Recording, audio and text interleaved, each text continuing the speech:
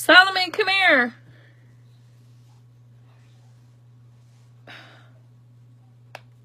No, Solomon. Tell everybody your name. Solomon.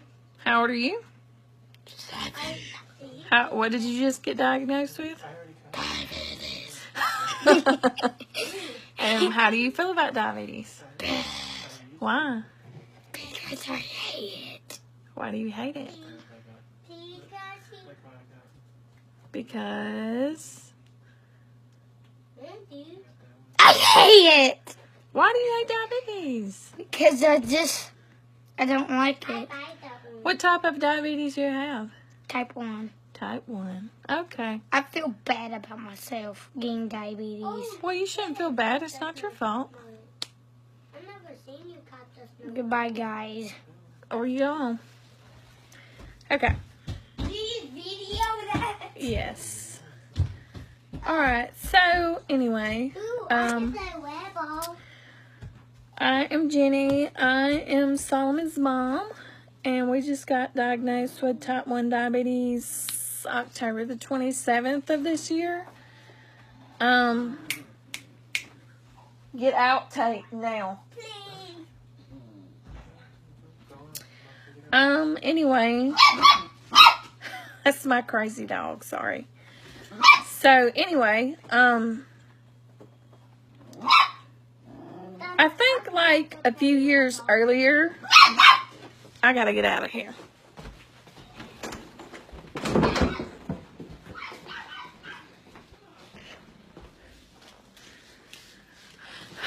Anyway, a few years earlier, when Solomon was about 4, it was like 4 or 5. Anyway, it seemed like he was still peeing in the bed.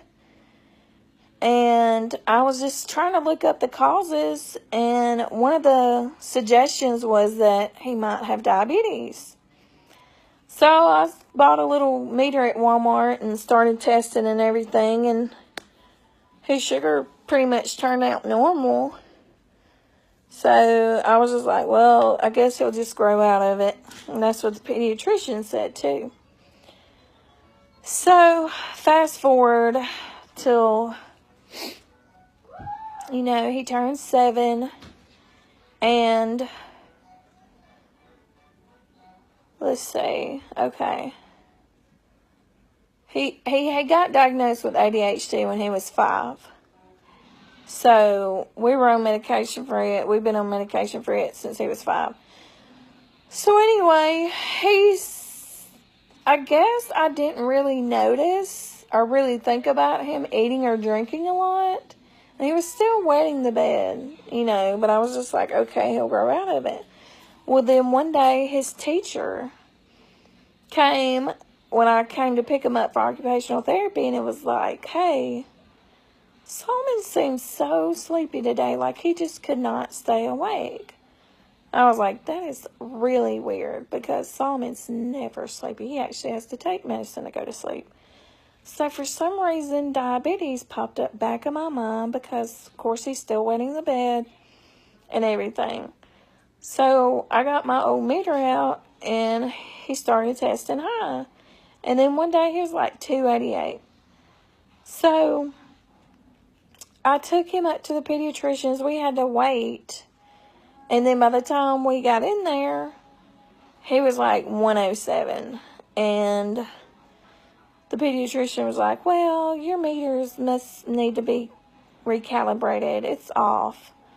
So I was like, well, dang, I feel so stupid now. But something told me not to give up. So I went and bought a completely new meter the next day and new test strips, because my old test strips, my old meter had expired. So I went and bought some new test strips and a new meter at Walmart. Well, he had come home, I think it was around Halloween, and they had some kind of, it was close to Halloween, and they had some kind of little party going on and stuff, and he was eating some Tootsie Rolls. Well, I tested his sugar, and it was like 244. I was like, okay, so it's not the meter. Something is going on with him. So I told my husband, I was like, look, I'm just going to run to this urgent care clinic, and we're going to see what's going on with him. So we went, and we, you know, waited and all that, and they drew some blood on him, and she came in, and she was like, well, his A1C for the past 3 months has been around 6 point something, or it may have been 7. I don't know. Anyway, it was somewhere around there. She was like, so that is a little high. And then his sugar was 271. So more likely we got some high blood sugars going on. So we're going to go ahead and send you into the emergency room. Of course, you know, I start crying because I just thought, you know, maybe they would come back and say, oh, well, everything's fine. Must be something going on. So anyway, we went to the hospital, and then the emergency room doctor came in and was like, well, your son has type 1 diabetes. And I was just like, you know, just, I think I was in shock or whatever. And then we got transferred over to the women's hospital because that's where they put the pediatric unit. And you know, they started giving him insulin, and they put him on a cardiac monitor, and it was just really rough night and just very shocking. I think I was in shock for like the whole, I don't know, I just feel like maybe the whole month of November I was in shock, maybe. And then when I was having to call the endocrinologist to get his insulin levels, you know, and I like broke down and had a very ugly cry. You know, I was just like, you know, and I'm still very depressed about it. I am very depressed about it. I mean, I try not to show him that I'm depressed about it, but I am, and my husband's pretty depressed about it too. But, of course, you know, we're going to do everything we can to help our son. And I just want to tell you Solomon's story. It wasn't anything major, but I just thank God that, you know, he gave me mother's intuition. I don't know why diabetes just popped up. It just, when she said he was sleepy, I was just like, you know, something just told me to check his sugar. All I can say is, you know, it was God showing me the way. I don't know if you believe in God, but there's just, it was God showing me that I needed to check my son's sugar, and I did, and now here we are with type 1 diabetes, and you seen him earlier. He's so cute, and I do try to find treats and everything that's not, like, super sugary. Like, I just, like, discovered animal crackers. Like, the iced ones, he can have 9 of those for, like, 23 grams of carbs. Good.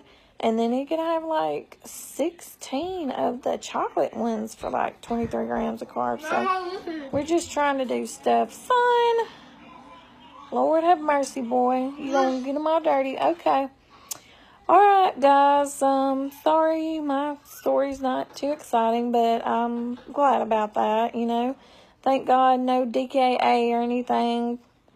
Anyway, thank you for letting me in your group. I really do enjoy being in there. I know right now that Solomon can't participate, but it's nice for me to be able to participate because even though I don't physically go through everything that he does, emotionally I do, and it's hard. Okay, well, alright, thanks guys.